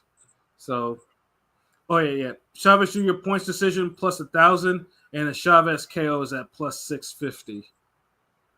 Yeah, like I said, I would love. I would love to see Chavez KO Jake Paul, but most likely he probably won't, because he fuck it up somehow. Now, if I see dude looking kind of ripped at the weigh-in or whatever, then I'm like, okay, maybe he's kind of motivated, But I think it's a cruiserweight fight, so we'll see how that actually goes. But yeah, no, they paired it though with a pretty good cruiserweight fight. With Zurdo Ramirez and Dorticos. Dorticos is from the previous cruiserweight era when cruiserweight was really popping. Cruiserweight, and Dorticos is the former cruiserweight champion himself. And has a crazy right hand. So it's basically going to see if Dorticos can find Zurdo's chin, or does Zurdo just pretty much outwork him and knock him out late. I mean, and like I said, though, I hate that this fight is actually paired with this. But I get it. You got to pay attention to Zurdo on a scale. So this is the way you got to do it. Yeah. What you about to say, Pilot? No, you're right. No, I'm just saying. I know Tabiti, the guy. I remember he knocked out Tabiti. I remember Tabiti back on the Mayweather Club YouTube videos. Remember when he slept Andrew Tabiti bad? Tabiti got a win recently in Africa, but that was a crazy knockout. I ain't gonna lie. Yeah, Doricos. Yeah, he iced him with one right hand. That he had Tabiti sleeping because it was during the second when he reran the cruiserweight tournament for the second time. Doricos is. I mean, like I said. He can punch, but it depends on now if Zurdo is just pretty much just too much for him. But I mean, the only thing I can say, damn, don't even have his age, and he's Cuban, so he's probably 45. Yeah, and he's Cuban, so yeah, he could be any age, really. Yeah. No, I pick Zurdo there for sure. I think Zurdo, he's on a roll. I think Zurdo should win that fight, but he's 39. Okay, so he's 43. Zurdo might get a KO. Yeah, I'm thinking Zurdo might KO dude, but it'll probably be like late. Like he'll probably KO him like maybe like round 10 or 11 or something like that. Though I'll probably stick with 10. But I mean I do think though Zurdo though, because I think Zurdo will probably take some punishment in the fight, but I think Dorticos will probably let's just wear it down from Zurdo's pressure, and because like I say when you're his age, like it's not. When you're Cuban old, like it hits different. I mean, they got Ramirez as a minus 1100 favorite, and then Dorticos as a plus 620 underdog. Zurdo decision plus 130, Zurdo KO minus 110, draw plus 1900, Dorticos points decision plus 1700, and Dorticos KO plus 800. So. I guess if you want to make a foolhardy bet, on Dorticos, like the odds, are there for you. But I think, I mean, it should be a good scrap. I mean, if anything, like Dorticos is not really in any boring fights, like even as old as he's got, and Zurdo is just Zurdo right now because I know right now they're working toward the Jay Apateo fight. So hopefully he does show out, and then you got the return of Floyd Schofield, who I am not high on anymore, because he pulled that bullshit against Shakur, had this motherfucker in the hospital looking like he was about to, like he had leprosy and shit like that, and by his sissy father talking about only God got us. Sissy father, yeah, assassin, anti Schofield, yeah. And on top of that, too, his father took over his damn Twitter and locked it so no one can comment or retweet or whatever the fuck too. Oh shit. Yeah. I was like, bro, get your own fucking Twitter. Leave your son's Twitter alone. Like, it's like, come on. And then you have Schofield like weeks after looking like, okay, yeah, talking shit like, yeah, I'm ready. I'm like, get the fuck out of here. Yeah, Schofield, he ruined his reputation with me because but that fight is intriguing because again, I mentioned it a little bit earlier. Body fucking ruined my boy H2O Silva. But if Schofield can get a win here, maybe he'll fight Body next. I mean, it's I'm my glass half full usually, so I'm just hoping. Maybe the funny thing is too is I think Farmer beats him decisively in this one. Let's go for it. Like the last time we saw him fight. Dude got dropped. He won, but he faded late. He got dropped, and he didn't know where his stool was when he tried to sit. He fell on the stool, right? Yeah, he fell on the stool. Yeah. So, and meanwhile, Farmer has been giving hell to Murataya and Zepeda, like absolute hell. Farmer's been cooking, man. I can't. He arguably won the first fight. Second fight with one arm, he fucking dropped him. They didn't count it, but he gave good account of himself. because you've watched that fight. Zepeda was going off on him. Pause. Zepeda was going off early in that fight. Yeah, Zepeda was like shaky in that second fight, like near the end. And Murataya was shaky too, shaky as anything. So it's like when you have that type of level of competition, Schofield is just basically he struggled with his step up. I just see it upset. So you think Kid Austin? You think Kid Austin is gonna? Tevin Farmer is gonna show Kid Austin there's levels to this boxing kid type shit. Yeah, that's gonna be I'm gonna go with Tevin for the decision on this one. Man, this could be a draw as well. And that's probably true, depending if they want to save Schofield 0 for whatever reason. I'm glass half full, so I'm gonna say Schofield's gonna win. I don't know how. I mean, I think Tevin. I think in order for Tevin to really truly win, he's gonna either have to drop dude a couple of times or knock him out.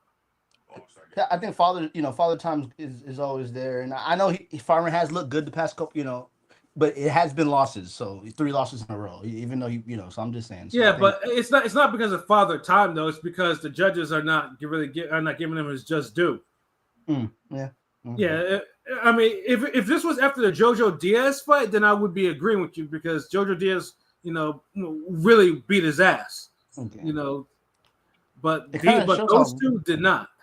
Kind of shows how weak lightweight is at the moment because now there's Zepeda is not weak. He's just he's I guess it's just he got more exposed. Let's put it this way. I think we can all agree. I think we all thought Zepeda had a better chance to beat a Shakur or Loma before the Tevin Farmer fights. That's all I got. That's true. Yeah, exactly. Yeah, of course.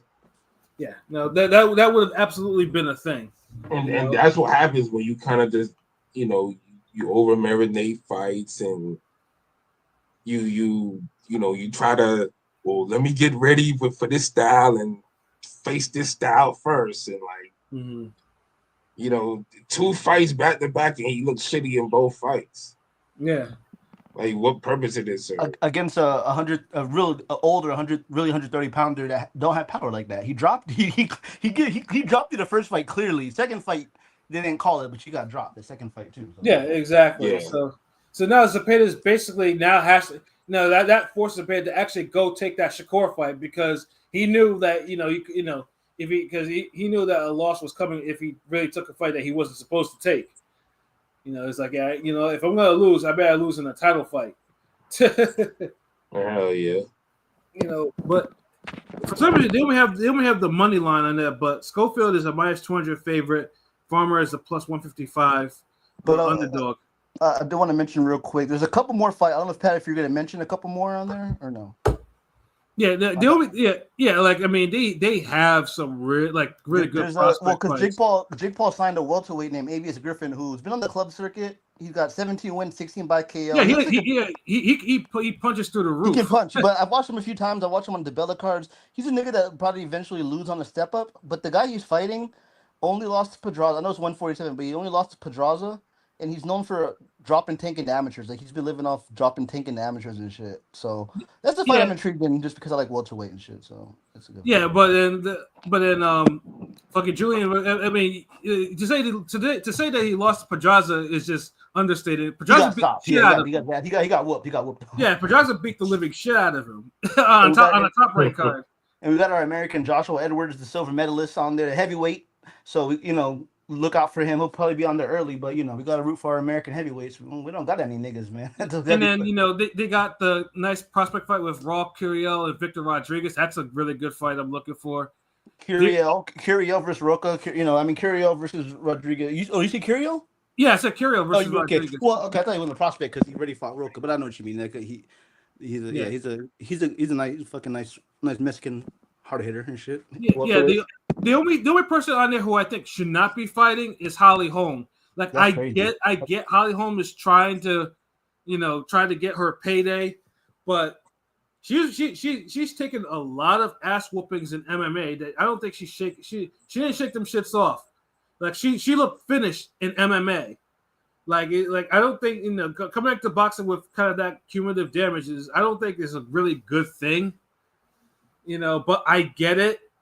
Because women boxing is at a point right now, and Jake is signing every women fighter out there that's not attached to Top Rank or Salida or Eddie. So I get it though. I just hope that Holly Holm doesn't get hurt in that fight because she's from yesteryear, but she shouldn't be fighting on this card. But I get it. You're trying to make sure you try to set up your retirement fund, but Heather Hardy's kind of makes me worry when I see older women fighters like that. Still, like, and they have 43. God damn. Yeah.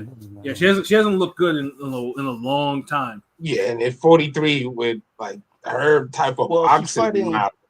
She's fighting a Mexican chick who has 10 wins and 1 KO, so I think she'll be okay. Hopefully. No, it doesn't matter. Mexican did to somebody, nigga. Then again, the chick's Mexican, so you never know. The motherfuckers come to the motherfuckers. That's the only thing I'm not looking forward to because I just like, oh god, like I don't want to see her hurt though. But yeah, it's like she's at the rolling the dice stage right now. So like they got to start finding another way to give people like that a payday. Right, exactly. Put it on your team or something. I mean, behind the scenes type shit. They don't gotta. Yeah, because like I said, after reading what happened to Heather Hardy and her issues, like it's kind of like maybe like Heather Hardy deserved the payday, but unfortunately, when she was getting her payday, she got damaged.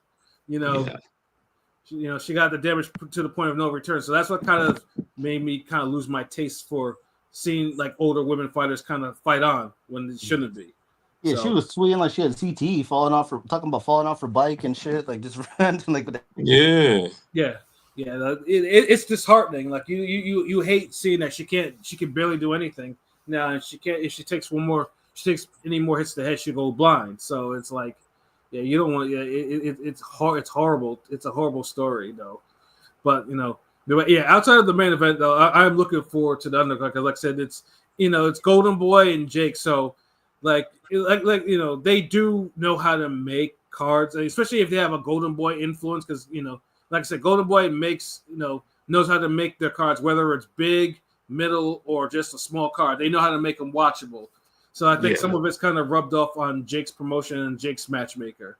So, it should be a good it should be a good watch outside of the main event though.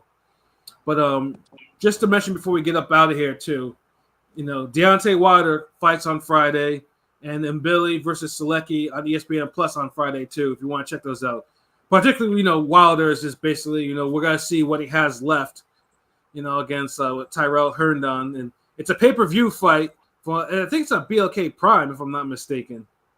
I think it is. $24.99. Who's gonna watch that? Who knows? I'm not paying that. That's for damn sure. But we'll see what Wilder has left, and we'll see with Billy and Sasaki to see who eventually will fight Canelo for one of his belts.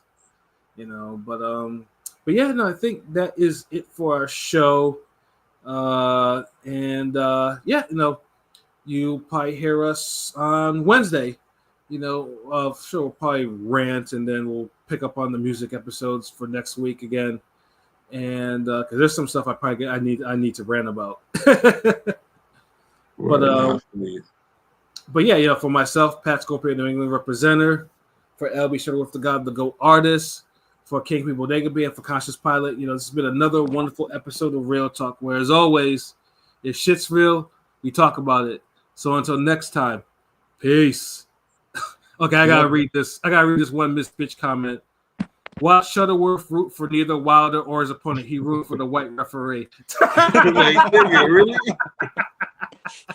The fuck? Oh shit! I saw Wilder's opponent interviewed. I watched a Boxing Voice a lot. I just saw it interviewed, and I was like, he's a pretty cool guy, but looking at he got Caleb or Richard Torres, he probably won't get. No, if Wilder got anything left, he should be able to slump that guy. Yeah, he should be able to. Yeah. Goddamn, Miss Bitch has been having some bars for Shuttleworth tonight. Like, yeah, for real. Like, damn. Like she's not fucking what you've been saying tonight. All right, yo, we'll be back on Wednesday. So peace. Peace.